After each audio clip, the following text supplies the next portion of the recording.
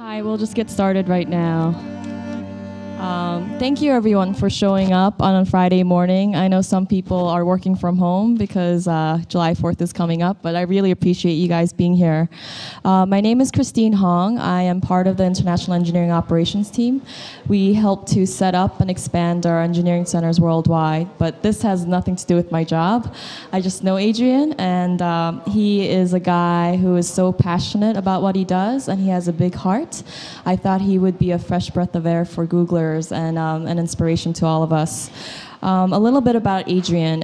He is Executive Director of Liberty in North Korea, or LINK. He was recently arrested by the Chinese authorities and jailed in 2006 for his work in helping North Korean refugees escape to freedom. And we have lunch scheduled at Charlie's. You'll see a table reserved under LINK, and we'll get started. Here's LINK. Here's Adrian. Thanks. Okay.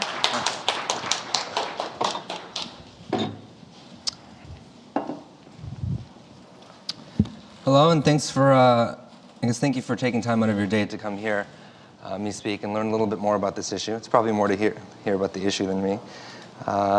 Before we start, I'd just like to show a short clip that will, it's almost a compilation of recent news and just kind of footage surrounding the North Korea crisis. But I will have to find the DVD player. Okay. But again, my name is Adrian Hong. I'm from San Diego, but I'm currently stationed out in Washington, D.C. I travel a lot, but that's where our office is. And our organization is a nonprofit, nonpartisan, non-religious, non-ethnic group that is focused, I guess, number one priority is on North Korean human rights. And I'll get a little bit more into what that means here in a second.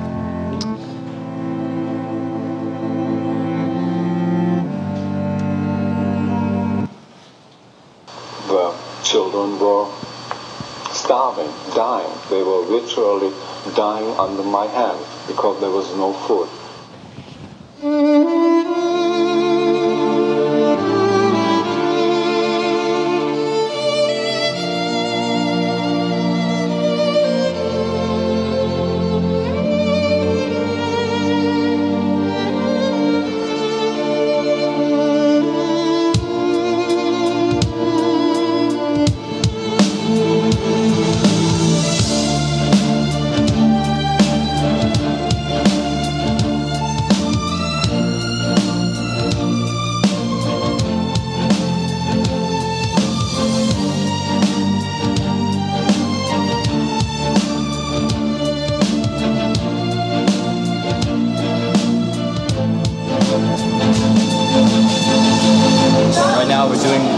Drop dead here, and millions are starving in North Korea.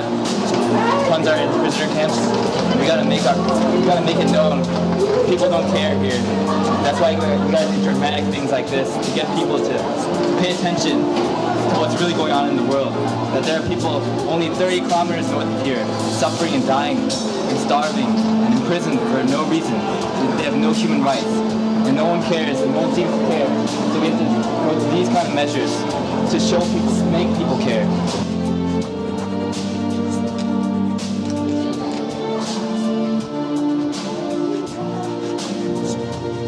한국 나잡힌 것도 잠시고 아이순나 지치고 막 못했는데 심한 걸 죽이기까지 나.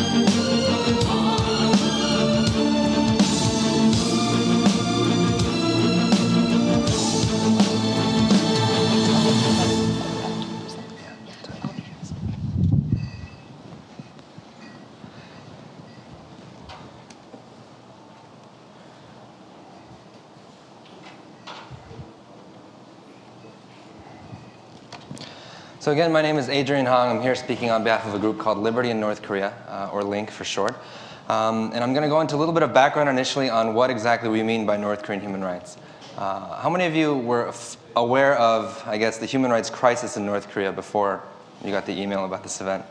Okay, so there's a good amount of penetration here. How many of you were aware that there were concentration camps in North Korea? Okay, great. Wow, we have a very socially conscientious group. Okay. Well, as we all know, burned into our collective memory is the memory of the Holocaust, right?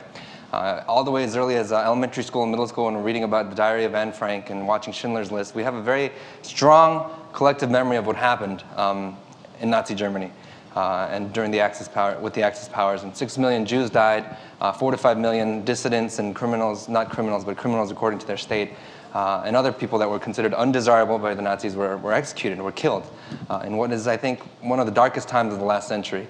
After this happened, there was a lot of promises made by individuals and governments around the world. Never again was the phrase that was repeated over and over again. We can never again have a situation where any country or group can get away with destroying an entire people based on their ethnicity, their race, religion, or political views. And the sad truth of it is, despite all those bold promises, we have, as you're well aware, the situation in Darfur today. We had Rwanda about 10 years ago. And actually we now have North Korea as well. So I'm going to get a little bit into the background here. North Korea currently has about 23 million people in its country. Actually closer to 24 now as of last year. It is a communist totalitarian state, which is weird because it's the only communist dynasty in history where the father has passed it on to the son. And it's essentially, it's not even, I think, a pure communist state. It's essentially a cult. It's a religion based around the founder, Kim Il-sung, who has passed away about 10 years ago, but is still the titular leader of the country. And it's a country that is very different from everything else, I think, in the history of the world. And I'll get into a little bit more about the details there. And Kim Jong-il, as you're all aware, and you're all familiar from Team America World Police, is now the current leader, and he is lonely. This is the Korean War that split the Korean Peninsula into two. So the south, you have a prosperous, democratic, capitalist society, and in fact, if you know any Koreans or Korean Americans, we all trace our heritage from the south, at least one generation back, because if you're from North Korea, you cannot get out. It's just a fact of the matter. And this was Kim Il-sung, of course, the leader of North Korea. Sorry, it's just gratuitous. I should have taken that out. That's Kim Jong-il, the current leader, with Jiang Zemin, the last president of China. This is the border between North and South Korea, the most heavily fortified border in the world. I think Bill Clinton, when he was president, visited the border and said it is the scariest place on earth. There are huge amounts of troop concentrations pointed at each other between South and North Korea. And technically, the two Koreas, as well as the US and these other countries, are still at war. It's only an armistice. It's technically a ceasefire. They are not at peace. In fact, the United States doesn't even recognize North Korea and vice versa as legitimate countries. In the last 10, 15 years, about 2 to 3 million North Koreans died. North Korea went through a series of famines and floods from 94 to 96. But the floods and famines in and of themselves were not the problem. At the time of the floods and famine, North Korea received the most international aid of all the countries in the world, a lot of it from the United States. They had enough food, clearly had enough food to feed its people, but did not. In fact, what they did is, since they got international aid, they said, okay, well, let's not feed the people with what we have to begin with. Let's sell it on the black market. Let's feed the military. Let's do other things with that aid. In fact, there are aid bags from the Red Cross or things like that that say gift of the American people, gift of the Japanese people, gift of the EU that have shown up on black markets in Russia and China. Also, there have been bags of heroin, which North Korea exports, put into aid bags marked by the Red Cross and used to smuggle out. And so this is a country that clearly does not consider its people as a vested interest. Kim Jong-un has been quoted saying that only 10% of its country has to survive. Only 10% has to survive for it to be considered a successful state. So if you're going with that standard, they're not doing so badly right now. But an estimated 10% of North Korea did perish in the last 10, 15 years. About 13 million of all 24 million people in North Korea are malnourished. It's a medical state that essentially you cannot recover from chronic malnourishment. You cannot. If you're a child from between the ages of maybe 0 and 5, when you're first born, you need to get regular food, regular breast milk, nutrition.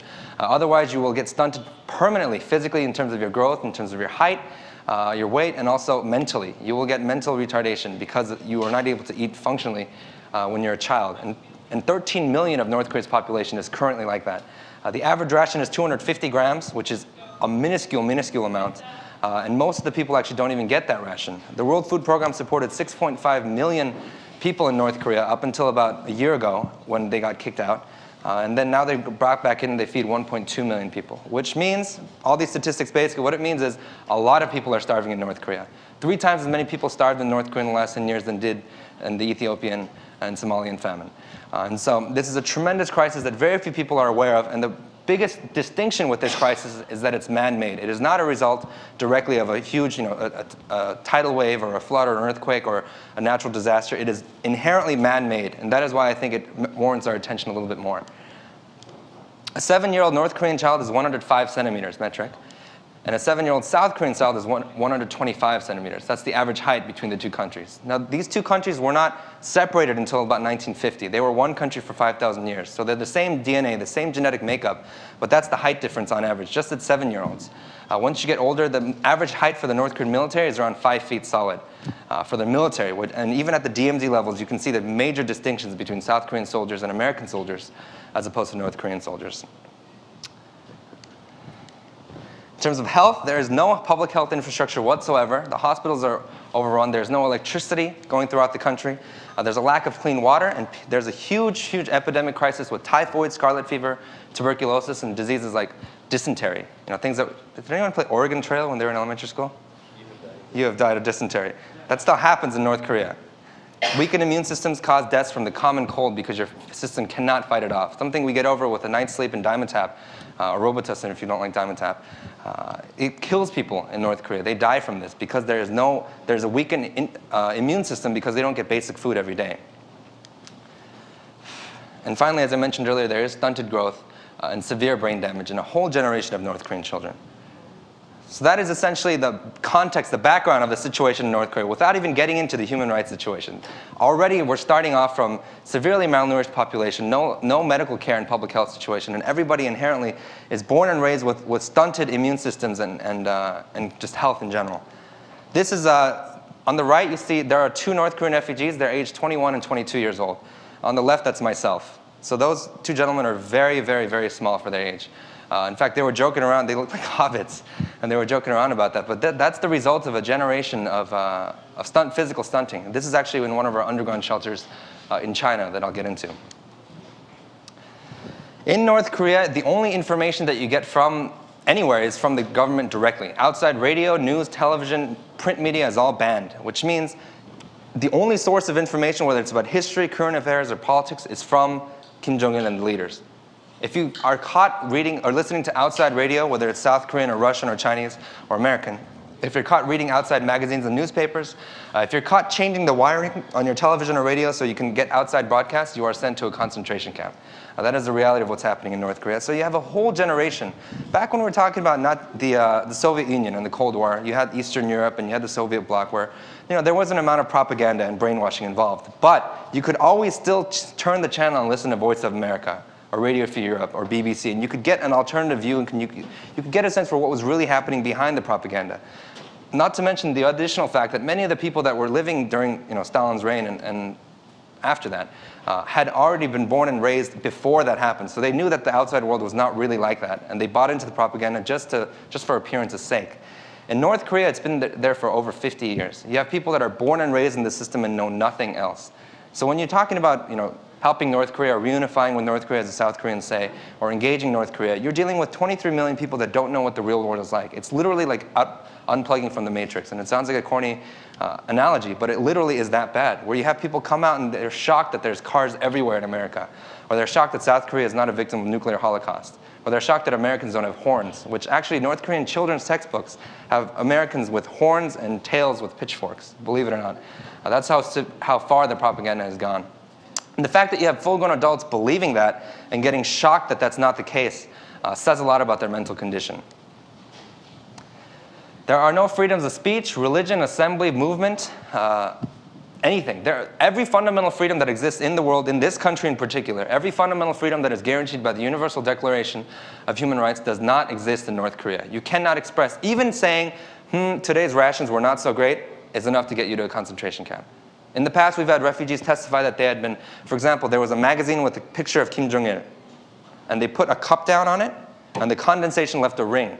That got them sent to a camp. Another woman heard a South Korean pop song, I don't know where she heard it. She heard it somewhere and started whistling it to her friends.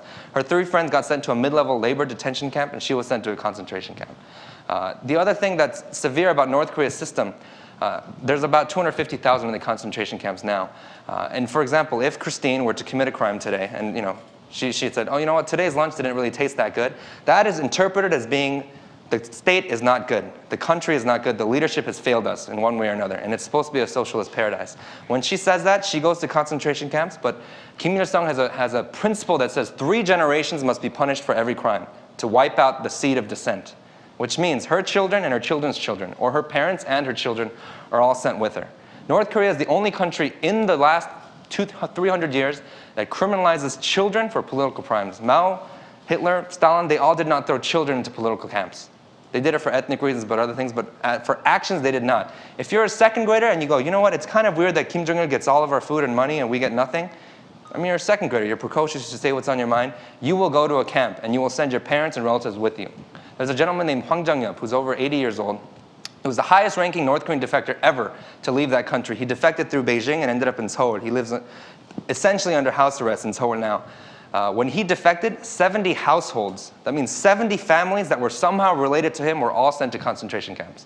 And so that is the impact of how it's like in North Korea. When you meet any North Korean diplomats, if you're ever so fortunate or not, they're always traveling in 2s, and they never have their family with them. And the reason for that, obviously, is so they can keep each other in check and so that they don't defect. Their families are essentially held hostage. The same thing goes for Olympic athletes, for folks that travel abroad for conferences and governmental relations and things of that nature.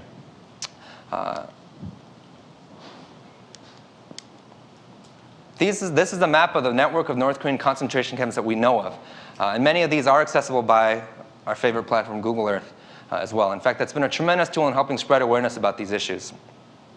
And these are just the known major camps.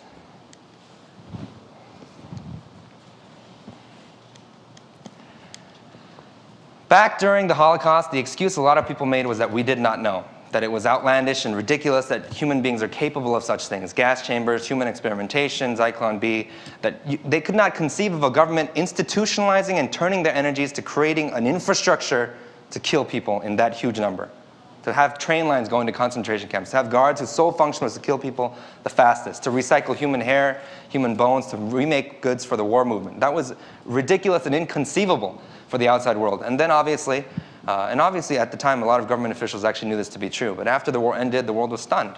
After the war ended, people were in shock. The Allied troops that liberated Dachau and Auschwitz were in shock. They could not believe that human beings were capable of such, and I know evil's overused these days, but it is evil. Today we have unbelievable amounts of proof. 11,000 refugees have come to South Korea, among them prison guards and prison administrators, people that used to run these camps that say, this is how many people I had in my camp. This is the product that we were forcing them to make. This is how many public executions we had a week. They've labeled each building to tell us what each building was used for. We know what time they wake up, what songs they're forced to sing, how many steps they have to take around the building when they're punished, and what the names of the guards are. We know that much detail, and we have satellite pictures of all of the camps in North Korea. That's the difference between today and maybe 1935 or 1940. We have the awareness. It's just a matter of a lack of will or political will to make a difference about this. In the camps in North Korea and in general, there is a system of public execution. If you commit a crime against the state that's warranted bad enough to make an example of you, say you try to escape from a concentration camp, say you try to lead an uprising, or say you just say one day, I am tired of a forced military draft. The military draft in North Korea is over 10 years. 10 years. At 17, you go in for 10 years or more. If you complain, you're tied up to a stake, you're beaten up, and they fill your mouth with rocks. Does anybody know why that might be? I'm sorry? Close. They're already beaten up tremendously, but I mean, they're filled with rocks so they can't speak. Because if you're about to get shot and publicly executed, you have nothing to lose at that point. You're going to speak your mind and say, this government sucks, or our situation is not right, this is not inherently morally, ethically right. So they fill their mouth with rocks, and then they tie them to a post and they publicly execute them. We actually have videos, I have some available if you want to see it, of public executions in North Korea. The other thing they do in concentration camps is that they make the family of the victim or the accused come up and stone him to death before they shoot him. And they make every single person in the concentration camp come up, pick up a rock, and throw it at the guy in order to say, we agree with the state, you have committed a crime, we are purging you from our society. If you do not, you will be strung up next to him. That is the way North Korea has created the system. You're either with them or against them, and if you're against them, you die. There are no champions speaking on their behalf. There's no underground dissident movement. There's no revolution. There are no outside governments or agencies or the UN speaking out for them or saying, today, 4 more people were executed. Last week, 200 people died in concentration camps. It's just not there. There are forced rapes and abortions in these camps. In particular, when women come back from China, and I'll get into why they end up in China to begin with, if they come back pregnant, they're assumed to be a child of mixed race, of mixed heritage, probably with Chinese blood. And North Korea's official state policy, believe it or not, is of a pure Korean race, where they say, if you are a child of mixed heritage, we will kill you. If a woman comes back pregnant from China, they will forcibly abort the baby. And it's not, in a hospital and sanitary conditions, they use a syringe filled with salt water. And if that doesn't work, they kick the woman's stomach until the baby dies. And if that doesn't work, they wait till the baby is born, put it in a box, and let it die out of exposure. That's the way they do this, on a weekly basis in North Korea. In fact, when Hines Ward, if you're familiar with the Pittsburgh Steelers MVP for the Super Bowl, when he won the Super Bowl, South Korea was fanatical about him. They said, look, he's so great, he's one of our sons, and we're so proud of him. North Korea actually went as far as to issue a public statement that said that they condemn South Korea's love affair with mixed race, and that what did they say? 1 drop of mixed race in the Han River will not dilute 5,000 years of racial purity. The government issued a statement saying this. That's the kind of system we're dealing with. It's unreal. It's something we watch in movies or we see in the History Channel. It's happening right now in 2007.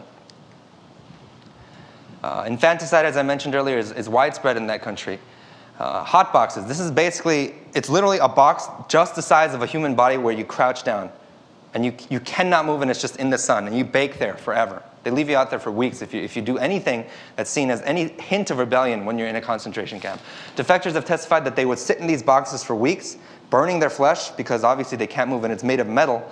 And any bugs and caterpillars and rats that would scurry by, they would grab and eat, and that would be the only way they could survive. Gas chambers. There are strong allegations of gas chambers in North Korea. Several defectors that have left have actually brought out paperwork detailing the details of glass chambers that are made of glass so that scientists can study what effect the gas has on families that are put in there together, for example.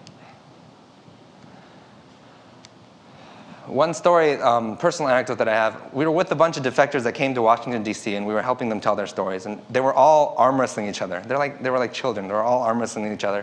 And then one guy just was destroying everybody else, hands down, easily. And then he said, the reason I'm so strong on my right hand is that when I was a child, they forced us to cut down wood every day, firewood. He grew up in a concentration camp, essentially. So his right arm was incredibly strong because he would have to cut wood all of his life. There was another defector that's now 16 years old that is now in the United States. We brought him out ourselves. He pointed out on Google Maps a cultural center, a museum, and a school that he went to, his house. He pointed out his house. And then he told us a huge complex, a factory down the street from his school was built by them in elementary school. Every day they wouldn't study math or science or history. They would walk out and march down the street and dig in coal mines every day at the age of 10 and 12. And they had to literally build this camp. That's the way the society has been in North Korea. At the camp, I witnessed public executions, forced labor, and other inhumane atrocities. A new prisoner in the North Korean political prisoner camps is taught not to consider themselves as human beings. The prisoners cannot complain of beatings or even murders. Even the children are subject to forced labor, and about 1/3 of them die of malnutrition and heavy labor. I also suffered from malnutrition after being imprisoned, lacking even the strength to walk.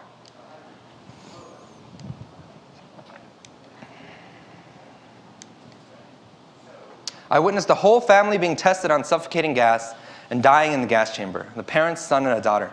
The parents were vomiting and dying, but till the very last moment they tried to save the kids by doing mouth-to-mouth breathing.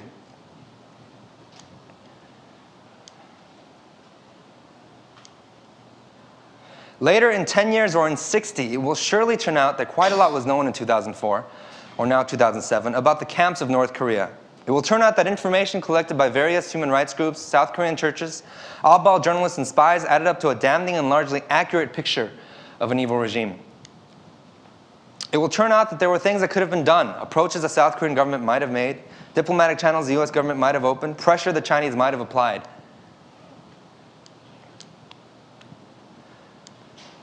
Historians in Asia, Europe, and here will finger various institutions, just as we do now, and demand that they justify their past actions. And no one will be able to understand how it was possible that we knew of the existence of the gas chambers, but failed to act. And again, these are more satellite pictures of the camps. This is Yodok camp, which is by far the most notorious, the Auschwitz basically, of North Korea. And again, the 250,000 people in there now and the 500,000 that died in the last 30 years, they've committed no crime. These are not criminals, murderers, rapists, arsonists. These are basically citizens that have expressed a little bit of discontent or wanted to practice Buddhism or any religion outside of what the state has practiced. Or one day did not show up to re-education class. Every week, every person in North Korea has to get in their little small group. The whole country is regimented into small groups. And you have to criticize each other, mutual criticism sessions, where you tell the other person what you did wrong that week against the state, and he corrects you and says, comrade so-and-so, the dear leader would not like it if you did this, back and forth. Everybody is an informant in that country. Everybody is an informant. In fact, if you don't report on someone else's crimes or someone else's dissent, you will also go to a concentration camp. So it's very well known in that country that these are places from where you cannot return. There are about 400,000 North Korean refugees hiding in China and other countries. If you were in North Korea today, most likely you would want to leave unless you're one of the military elites or the political elites.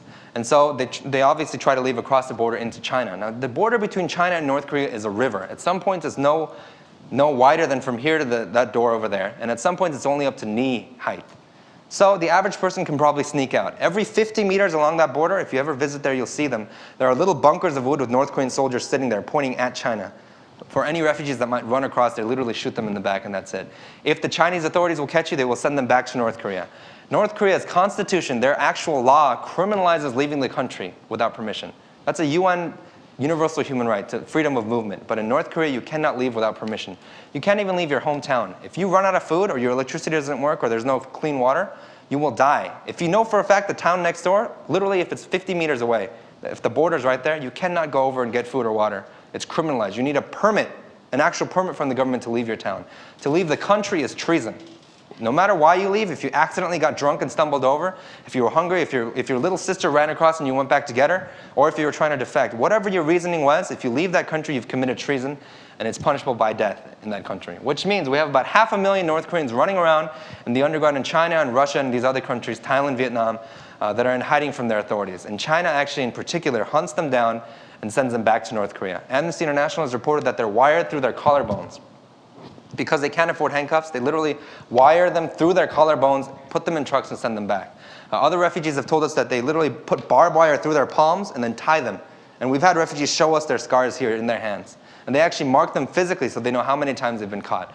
That's the reality of what's happening in that border there at this moment. These refugees, as I mentioned, are repatriated to severe punishment. An estimated 70 to 90% of the women among these refugees are sexually trafficked. They're sold on the black market, sometimes for as little as $100. Refugees have testified that they've been sold several times over. If you're younger and more attractive, you're sold for a higher rate. If you're older and less attractive, you're sold for less. And they basically use them and discard them. Refugees have told us that they got into a cab. They crossed into China somehow. They got into a cab and they said, I want to go to the embassy, or I want to go to this church, or I want to go to my relative's house. A cab driver picked up their accent, realized they were North Korean, drove them to a warehouse and sold her off. What do you do at that point? You can't speak to the language. You can't go to the police because they'll send you back. There's no choice. There's no solution at that point. There are other situations where they go into a restaurant and the restaurant pretends to take them in and says, you know what, we'll take care of you. Have some soup, get some rest. In the morning, we'll take you to a church and they'll protect you. The soup was drugged. They wake up tied to a basement, tied to a pole in the basement. That is the reality of what's happening to over 70% of these women out there. So when we talk about sex trafficking, when we talk about human rights violations, when we talk about concentration camps, it is all happening in North Korea today to a tremendous, tremendous degree. Among these, many of the children are also trafficked. If you go out there, if you go to, for example, the train station in northeastern China, you'll get swarmed by little kids coming up to your waist asking for money. Every now and then, the Chinese government cracks down and sends them all back to North Korea as per their arrangement, and where they're put into camps or severely, severely punished for what they've done. Another problem we have is this. Well, first of all, does anyone know why? There's a huge shortage of females in northeastern China. Females of marriageable age. Does anyone know why that is? Sex-selective abortions. Yes. The one-child policy has resulted in sex-selective abortions, feticide, and infanticide. So basically, as of 2010, China will be short by an estimated 30 million females. 30 million females. I mean, 30 million guys are going to be needing wives. And so as a result, this black market trafficking market has created where you're bringing in people from Thailand, from Burma, but also in huge numbers from North Korea. Now, I'm not saying all these unions between Chinese males and North Korean females are North Korean males and Chinese females are loveless and they're all trafficking. That's not the case. There are many situations that we know of personally even where a Chinese male has been very, very noble and just a good guy, and they fall in love and they have children. The problem with that is even if they've legitimately married with a Chinese citizen, that woman is illegal for life. Even if they have a child and the child's father is a legitimate Chinese citizen, he is illegal for life. He cannot go to school, he cannot get a job, and he cannot get medical care. There is no life whatsoever in that country. If you're 1 or 2 years old, that's okay. You can sit at home, play with your mother. If you're 5, 6, you need to go to school. If you're 10, 12, or 18, you need to get a job and get out of the house. There's a whole underclass in China, several 100,000 of these people that cannot move, cannot leave their homes, cannot do anything at all. And so to address this, Link has actually opened up about 50 underground shelters throughout the region, where we have our staff members that go in there and literally hide refugees, just like you would imagine in Anne Frank's attic, under the bookcase. And they bounce around different shelters whenever one gets raided. That's the only solution we can think of outside of having the Chinese government change their policy. And I'm sure we're all aware here of how difficult that is to do.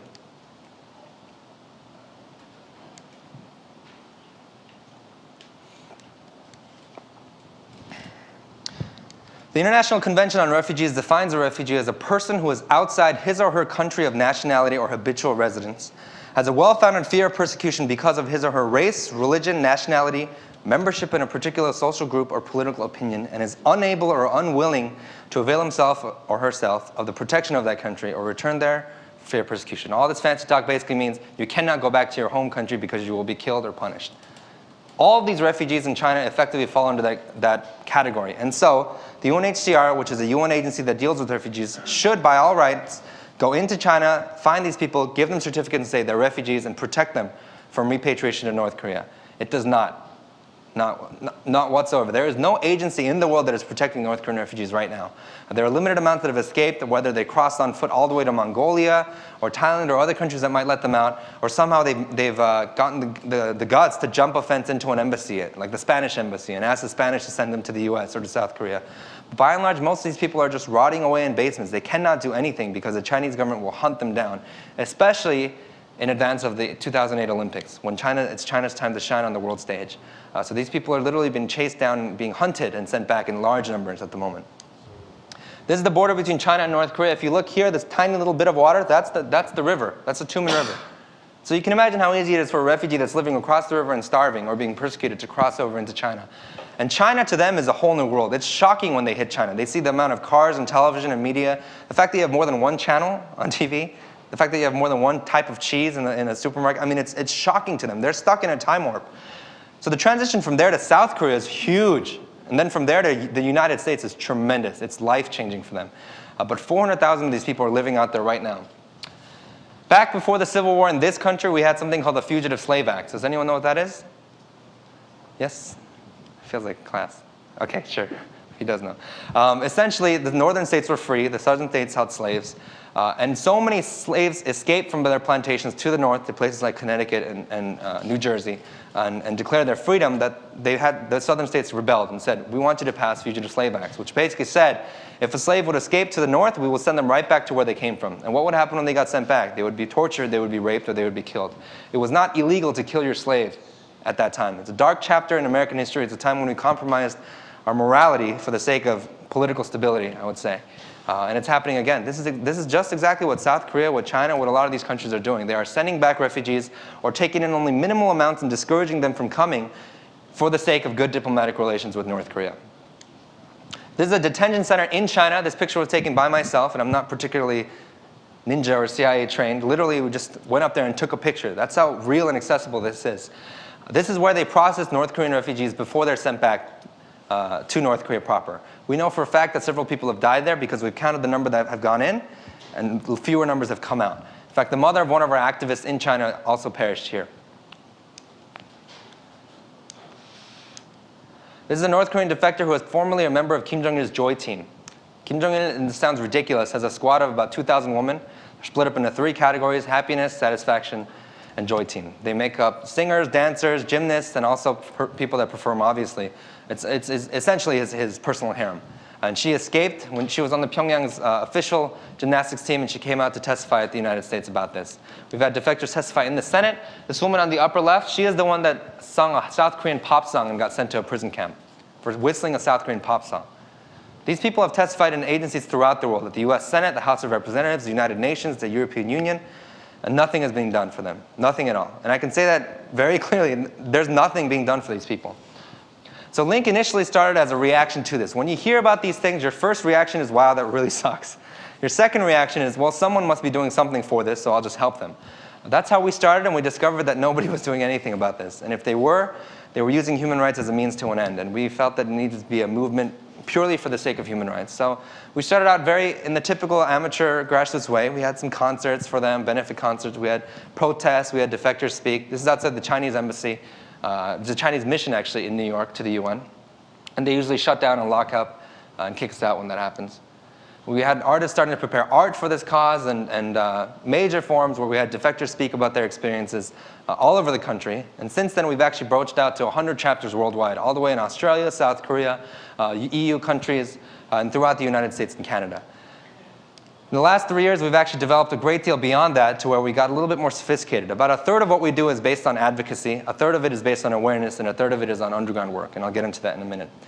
This is a protest we did in front of the South Korean UN mission. Does anyone have a question why we would do that in front of the South Korean mission?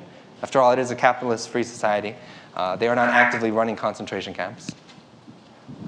The reasoning for this is that South Korea's government has instituted something called the Sunshine Policy, where they give unconditional amounts of aid to North Korea and don't ask where it goes. If you give cash up to billions of dollars, if you give huge amounts of food, grain, medicine to North Korea and don't ask them who's getting it, can we monitor the food, obviously they're going to be using it for illegitimate means. Beyond that, the South Korean government has censored defectors from speaking out publicly. They've actively worked to discourage groups like ours from speaking publicly in South Korea and prevented giving visas to defectors that wanted to go leave the country to testify about this. In other words, the South Korean government is clamping down on human rights dialogue to prevent bad relations with North Korea. And so we had a protest. This sign says 22 million is more important than Tokdo. Tokdo is an island between Korea and Japan. It's uninhabited. It's maybe the size of Googleplex. And Japan and South Korea have basically declared diplomatic war against each other over an island. I understand it's important. It is Korean territory. It comes with fishing rights and mining rights. But there are no lives on that island. The South Korean president to date has said not a single word about North Korean human rights. We briefed a congressional delegation going from this country to South Korea to meet with him. And they asked him, why is your government not taking a stance on human rights in North Korea? And the president of South Korea's answer was, it is a peripheral issue. The rights of 22, now 24 million Koreans, a third of all the Koreans on the planet, is a peripheral issue. Concentration camps, mass starvation, malnutrition, public executions is a peripheral issue.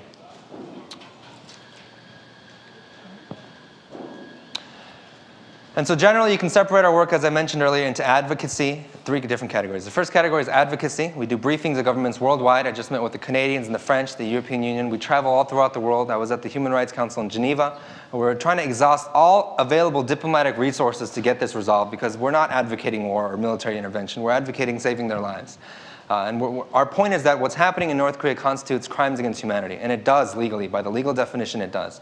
A lot of people ask me what makes North Korea different or why we pick North Korea. And it's not because I happen to be Korean. And in fact, I think that there are lots of just and noble causes throughout the world that are happening. We need to get ourselves involved in Darfur. It's 3-4 years too late. We've called it a genocide for years and we haven't done anything. Similar situations are happening in Eastern Europe, in Tibet. Throughout the world, there are minorities being persecuted for no reason besides their race, religion, or political views. And there are lots of crises. Katrina happened in this country. We have epidemics here in this country in South America. And the tsunami, you saw an outpouring of support. The difference between North Korea and all of those situations is that nowhere have I ever seen, and you can say I'm biased, so much of a concentrated, incredible, institutionalized, deliberate human rights violation as in North Korea. There's not a tsunami that we couldn't predict and then we try to react and we fail. It's not a failed state where there's a civil war and 2 warlords are fighting for power. It's not a disease that rampages throughout the society and the government's just too weak to stop it. It's deliberate. They don't need to build these concentration camps. They don't need to publicly execute citizens. They don't need to they have enough food to feed the people. They get huge amounts of aid from all countries in the world. They do not get that food to the people. It's a deliberate, slow motion death. It's deliberately wiping out their own population for political reasons and to stay in power. And that is what makes North Korea so different from everything else. It's entirely 100% man-made. And as a result, if man doesn't do something to stop it, I think it's on our conscience more than a tsunami would be, or a tornado, or an earthquake, or a disease that we could not necessarily stop altogether. North Korea does not need to be doing this in any way. Even strategically, there's no real justification for these human rights violations. But so long as the rest of the world doesn't say anything about it, so long as the United States and China and the European Union And the UN never bring it up. They will continue to do this. And basically, we will not get in there until they've all died. And that's just the fact of the matter. So we continue to do briefings all over the world. We do policy objectives where we push different governments to take refugees in, to talk to the North Koreans about human rights, to help refugees resettle and speak out in public. In terms of awareness, we've had about 100 chapters throughout the world as of last November.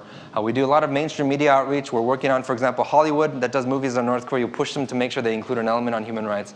We try to get it out there in the common culture so people are talking about it. And in terms of action, as I mentioned before, we have something called Project Safe Haven, which is a network of several dozen underground shelters in China. These are run by 20, 30-year-old something Americans mostly, that go in there, sneak in basically, and they work in the underground hiding refugees. And sometimes you have to move them from shelter to shelter. Sometimes, for example, last year we had a teenage boy, two of them actually, that were on a train going to a different shelter because they have to move so they don't arouse suspicion. The conductor asked them for their IDs. They didn't have them, and they got sent back to North Korea. So it's very, very dangerous. We also have projects that feed North Korean children inside North Korea. We feed about 500 a month, obviously without the government knowing that it's us doing it. And we also have something where there's about 15,000 North Korean forced laborers outside of North Korea, in democracies actually, some of them. We have about 11,000 currently in, 3,000 currently in Russia. North Korea owes a huge amount of debt to Russia, but it doesn't have anything to pay it back with. So what they did is they actually sent 3,000 slave laborers to Siberia to cut timber all day long. And they're guarded by North Korean guards. It's essentially a North Korean prison camp colony in Russia. And Russia is a country that the US deals with all the time. Similar things are happening in China, Mongolia, Libya, Madagascar, the Czech Republic, and Poland. There's 15,000 of these workers. And countries like the Czech Republic and Poland are democracies and members of the EU. In fact, we went to the Czech Republic, went on site to find these camps, interviewed the girls. Actually, there were about 372 girls from 18 to 22. We interviewed them, talked to them about their circumstances. They could not leave the embassy. At night, they went to their group housing. They did not get paid. The pay that they received went straight to the embassy. Essentially, they're slaves, essentially. And they're in countries that we have good relations with, as the United States. So we talked to them, and as of last May, they actually shut that down. But there are another 15,000 throughout the world that are waiting for somebody to do something about. And finally, we actually actively run underground railroad operations, myself included, where we will take a group of refugees that's ready and wanting to leave the country to go to South Korea or the United States or anywhere else. Obviously, they have to be at a mental state where they're ready to do so. But if they are, and if we think we can do it without too much risk, there's always risk, but without too much, we go on an operation and we try to get them out of the country. That's what we did in October, and we succeeded in bringing the first 3 North Korean orphans ever into this country. They're now enrolled in American public high schools. One of them is taking hip-hop classes at the Y. I mean, their lives are completely different, completely different. And that shows honestly, how easy it is to make change, because we're not especially trained. We don't have $1 million behind us. We're not agents of any government. We're just amateur grassroots people that are doing this, but it's managed to save lives. And that's kind of one of the points that I want to stress today, is that we need to band around to do this. Similarly, last December, we had the same attempt where there were 6 North Korean refugees that we were trying to get out, and it did not work. It was very effective. We got very far. And at one point, you know in movies where like you rob a bank and it goes ding, and then the SWAT cars pull up and there's like 300 soldiers and guards and everyone? That's literally what happened. And 3 of my activists, including myself, and 6 of our refugees all got arrested and were put in Chinese prison. This isn't to brag about that I've done time and we're hardcore. More so than that, it's the fact that the Chinese government criminalizes helping these refugees, which is a violation of international law and frankly just conscience. It's just wrong to be doing this. And these refugees are sent back by hundreds or 200-300 a week into North Korea, where they face basically certain torture and death. The refugees that were caught with us in December are actually still in prison today. We were released for reasons that are still kind of unclear to us. Other activists that have done the same work, even if they're American citizens, are still in Chinese prisons. Several of them were tortured. One was released last Thanksgiving with syringe marks all over both arms. And he still experiences severe hallucinations at night when he's sleeping. He thinks he's back in prison and starts punching his family members trying to escape. This is a travesty. It's an atrocity. And it's going along for too long without the world paying attention. And if you have any questions about that, we can get into that later. But I'm going to wrap up this presentation. A lot of people say, why are you hurrying this? Why are you trying so hard to make this happen? And my parents in particular say this: why don't you finish going to school, getting a family, making a lot of money, and then do something for the cause? And Langston Hughes once wrote, "I tire so of hearing people say, let things take their course, tomorrow is another day. I do not need my freedom when I'm dead. I cannot live on tomorrow's bread." This is one of the protests that we've done outside of the South Korean UN mission. This is a contrast between the celebration and tears over South Korea not making it to the quarterfinals of the last World Cup in Germany, and the 23 million North Koreans that are suffering as a result of general apathy. And a lot of people say, why are you talking about human rights? You're working against peace. You're going to cause war. You're going to cause destabilization. And there's a quote by the Dalai Lama that addresses this perfectly. It says, peace in the sense of the absence of war is of little value to someone who is dying of hunger or cold. It will not remove the pain of torture inflicted on a prisoner of conscience. It does not comfort those who have lost their loved ones in floods caused by senseless deforestation. And peace can only exist where human rights are respected, where the people are fed, and where individuals and nations are free.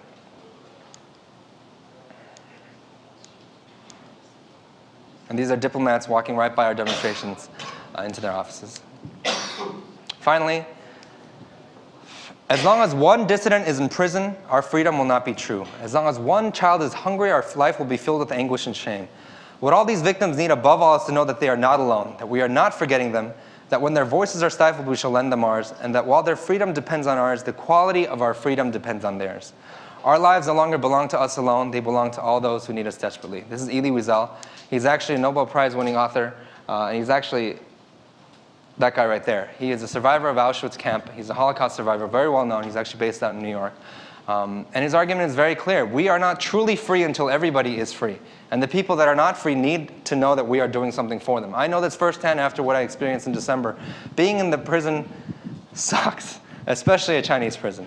But knowing the fact that people outside knew I was in there and that they were doing something for me, even if it would take 20, 30 years, the fact that they were thinking about it kept me going, frankly. And I wasn't in there for very long. I wasn't there for 10 days, but it wasn't years. Now, there are defectors and refugees and activists that have been there for decades, people that have been born and raised in a concentration camp. These people are assigned numbers, they're taken away of their names, and they're told that they're not even human, that they're dogs, that if you die today, no one will notice. Now, if you're born and raised in that society, I mean, it's an atrocity that we have to account for, that we have to answer for. Finally, there's one last story, and I'm very fond of quotes, so I'm sorry for doing this too long. But you're all familiar with the Good Samaritan story. It's in the Bible. It's part of, I guess, Judeo-Christian culture, where there's a guy that's basically beaten up and lying on the side of the road, and a priest and a Levite walk by him and just kind of look at him and keep going. They don't bother to help him. And then a good Samaritan, a Samaritan who at the time was not really he was kind of on the marginalized part of society, stopped to help him and, washed him up, gave him a bath, gave him lotion, healing creams, and sent him on his way. And there was a point to that parable was that you should help your neighbor. Martin Luther King talked about this parable but articulated it a little bit differently, and I think it applies here. He said, and it's possible that the priest and the Levite looked over that man on the ground and wondered if the robbers were still around. Or it's possible that they felt that the man on the ground was merely faking, and he was acting like he had been robbed and hurt in order to seize them over there and lure them for a quick and easy seizure. And so the first question the Levite asked was, if I stop to help this man, what will happen to me? And that's the question many of us ask in the world. If I take my time out for this cause, whether it's North Korea or Darfur or after-school education, if I do this, what will happen to my job, my time, my personal health, my fitness? What will happen? But then the Good Samaritan came by and he reversed the question. If I do not stop to help this man, what will happen to him? And that's, I think, it's a fundamental difference in how we can think about these situations that will make us actually do a little bit more. The situation in North Korea, I have no doubt one day that these concentration camps will be liberated. I have no doubt one day that North and South Korea may reunify, that we'll be able to take tourist trips. Some of us already have, but wider scale, free access tourist trips to North Korea. Meet North Koreans, have them come over, work here, go to local schools. I know that will happen one day. My question is how many people will die before we get there? And the direct answer to that is not when Kim Jong-un gives up. It's not when the next US president presses the North Koreans or the Chinese. The answer to that is when we, as a people, as a country, as a culture, stand up and do something about it. And our organization is incredibly small. Right now I have 10 full-timers. For 3 years I had 2 full-timers. Those 10 actually I joined on, I think, 2 months ago. Nobody gets paid. Everybody works pro bono. We have no formal training whatsoever, but we've been able to save countless lives of refugees. We've been able to accomplish a lot diplomatically just because we're talking about it, because nobody else is. And in a democracy like this one, that's all you need is voices and constituents saying we care about this.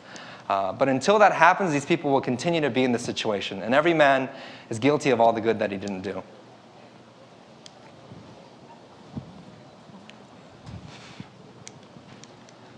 Finally, I'm going to show, I'm sorry, this is the group of the orphan boys that I mentioned earlier. That's clearly me, and my mom said, why do you even bother? That looks like you. But these are 3 North Korean orphans that are 14, 16, and 17 years old. They are the first ones to come out of North Korea to this country. This one in the middle, when he was 12 years old, he woke up and his mother had just disappeared. His father had already passed away, actually of starvation. His mother had just disappeared one morning. About a couple weeks later, his sister disappeared, and all of a sudden he was homeless. His neighbor sold his house, and he was homeless in the streets in North Korea for 3 years, just walking around, selling wood, firewood that he would get on the street. Then one day he said, you know what, forget this, I'm going to cross over into China. Somehow, as a 15-year-old, he crossed over into China, ended up in our shelters, and last October, we had an underground mission where we were hiding from the police, and we actually brought him out, and now he's here. These are success stories. These are lives that are fundamentally changed, and for him, he can do anything with his life. He can be the next Martin Luther King. He can be a teacher. He can raise his own family. His life is fundamentally changed forever. There are 400,000 more of him hiding in the underground in China with no one to speak out on their behalf. If you're interested in learning more about what we do, our organization website is linkglobal.org. Our blog is zenga.com/linkkorea. If you have personal questions, you can bring up and ask. I have business cards as well. But essentially, what we're asking is not for you to just know about this situation. There's going to be a time, 5, 10, 20 years later, when your kids will come home from school, or your grandkids, and say, Mom and Dad, did you know about this? We just spent a chapter learning about the North Korean human rights crisis. What did you do? And at that point, we won't have the excuse about saying that we didn't know what happened because you just heard me blab on about it for 40 minutes. And the excuse of ignorance will not be there anymore. We have satellite pictures, we have witness testimonies, and the excuse of nobody asked me to do anything won't be there either because I'm asking you now to please help. At that point, I think as a society, as a culture, as a world, we'll have some accounting to do because this is a failure of humanity. This really is. It's a situation where human beings do not need to die. But they are in huge numbers, Even if it was one person dying unjustly, I think it warrants our intervention. But when it's 24 million suffering, when it's 500,000 in prison camps, and when it's hundreds of thousands of refugees being sold on the black market, I think it warrants our immediate attention and action, whether it's politically convenient or not, whether we alienate China and our business interests or the United States and its administration and stability. It does not matter. Ethically, morally, and consciously, in terms of our conscience, this is the right thing to do, is to do something for these people. To close with, I'm going to show a short video clip, about 2 minutes long, of our underground shelters in China, so you can get kind of a visual of what we mean when we talk about shelters in the underground. All the people in this footage are actually still there in the underground in China. We have not yet been able to get them out. And personally, I am banned from China for 5 years, so our underground operations there are on hold for a little while. Can we turn up the sound, please? Thanks. Thank you.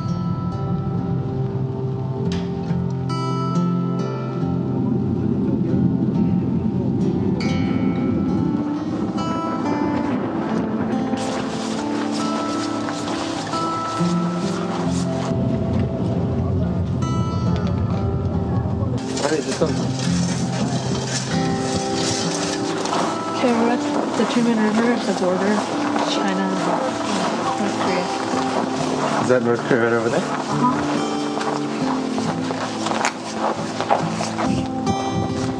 Careful.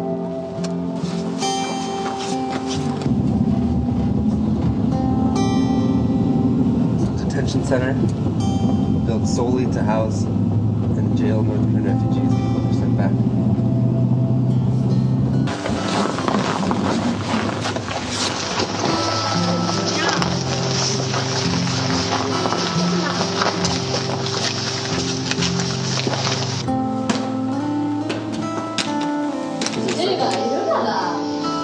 이런 거야? 거기 한국 뛰다 잡힌 것들 사람 취급 안 해주나 짐승 취급만도 못 해주지 그 심한 걸 죽이기까지 했다.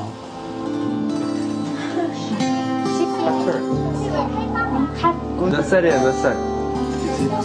오. 굶어 죽는 걸 하루가 멀다 하게 주는 사람 봤어.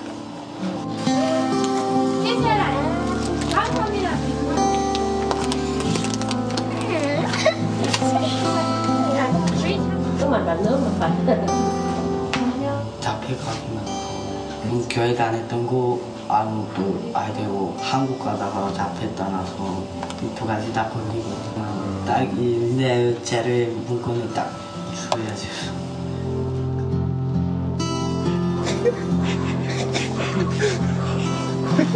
뭐 하는 거야 지금?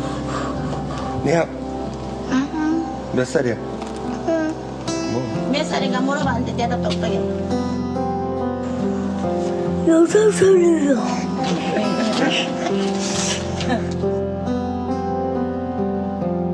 Thank you.